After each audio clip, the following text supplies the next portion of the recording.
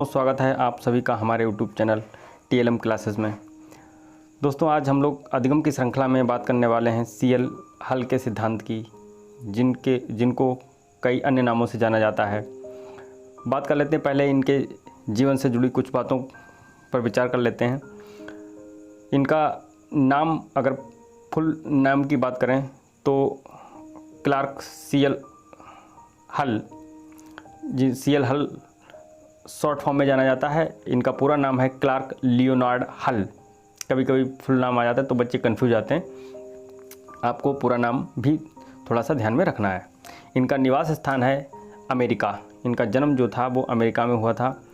इनकी पुस्तक principle of behaviour, ये प्रिंसिपल ऑफ बिहेवियर, इसी पुस्तक में इन्होंने इस सिद्धांत को दिया है।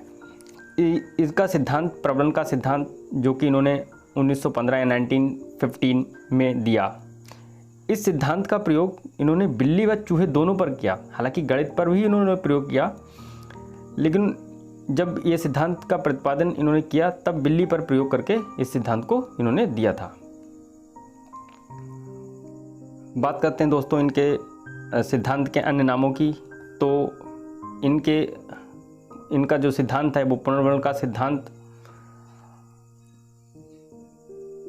चालक न्यूनता का सिद्धांत, अंतर्नोद का सिद्धांत, प्रणोदन का सिद्धांत, सबलीकरण का सिद्धांत, आवश्यकता का सिद्धांत, यहाँ संपोषक नहीं होगा, यह संतोष का सिद्धांत और गणितीय सिद्धांत, इन अन्य नामों से भी जाना जाता है।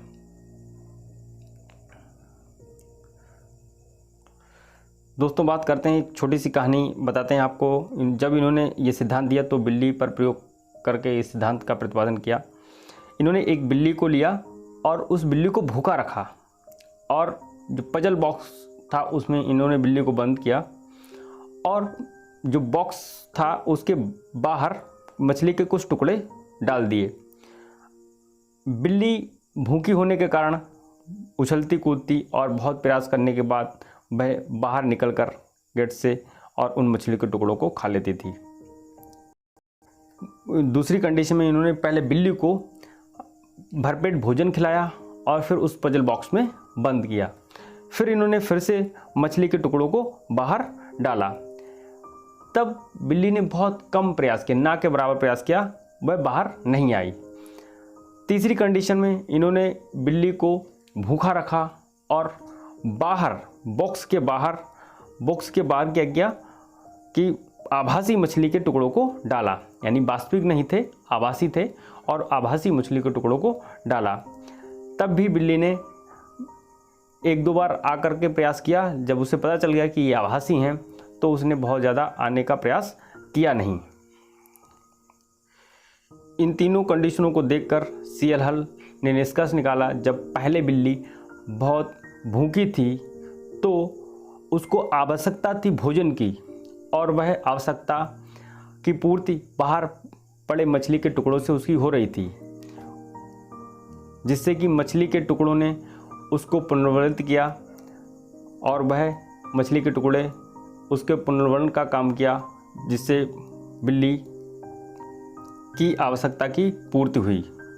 दूसरी कंडीशन में जब बिल्ली को भूखा रखा, जब बिल्ली को भरपेट भोजन दिया गया तो उसने बहुत कम प्रयास किया, क्योंकि अब उसको भोजन की आवश्यकता नहीं थी।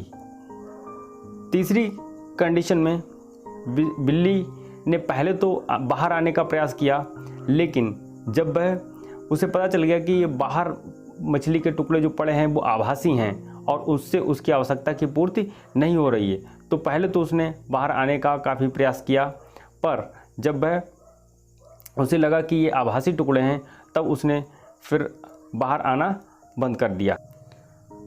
तो CL हल इस निष्कर्ष पर निकले कि जब व्यक्ति की आवश्यकता की पूर्ति होती है तो वह उस कार्य को बार बार करने का प्रयास करता है, और जब वह उसकी आवश्यकता की पूर्ति नहीं होती है तो वह उस कार्य को करना छोड़ देता है। दोस्तों, आपको बताते चलें, CL हल ने इस सिद्धांत में गणितीय अंकों का प्रयोग किया, इसलिए इसे गणितीय सिद्धांत भी कहते हैं। इन्होंने गणित के सिद्धांत पर भी प्रयोग किया था इसका, इसलिए इसे गणितीय सिद्धांत भी कहते हैं। और जैसा कि अभी हमने आपको बताया कि प्राणी उसी कार्य को सीखता है जैसे उसकी आवश्यकता होती है। यदि उसकी आवश्यकता की पूर्ति हो रही होती है तो वह उस कार्य को करता है, यदि आवश्यकता की पूर्ति नहीं हो रही होती तो वह उस कार्य को करना धीरे धीरे छोड़ देता है। ये आवश्यकता की पूर्ति ही पुनर्बलन का कार्य करती है।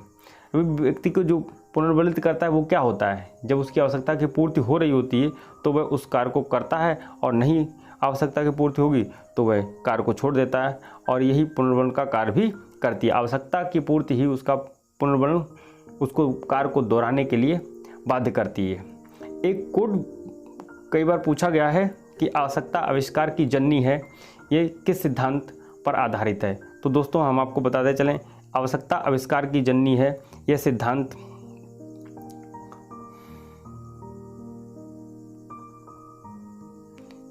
सिद्धांत आवश्यकता का सिद्धांत जो कि CL हल द्वारा दिया गया उसी पर आधारित है।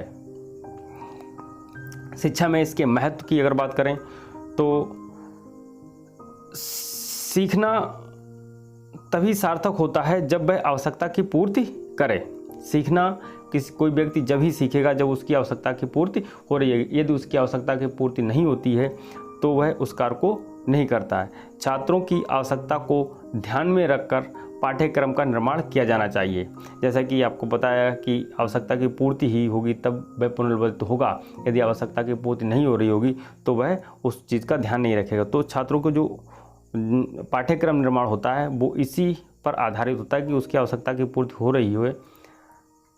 नेक्स्ट है कि शिक्षा प्रदान करते समय प्राथमिक व द्वितीयक पुनर्बलन की प्राइमरी और द्वितीयक पुनर्बलन क्या है उसका भी ध्यान रखा जाना चाहिए। यह सिद्धांत सीखने में प्रेरणा पर अधिक बल देता है। भाई जब प्रेरित होगा ना बच्चा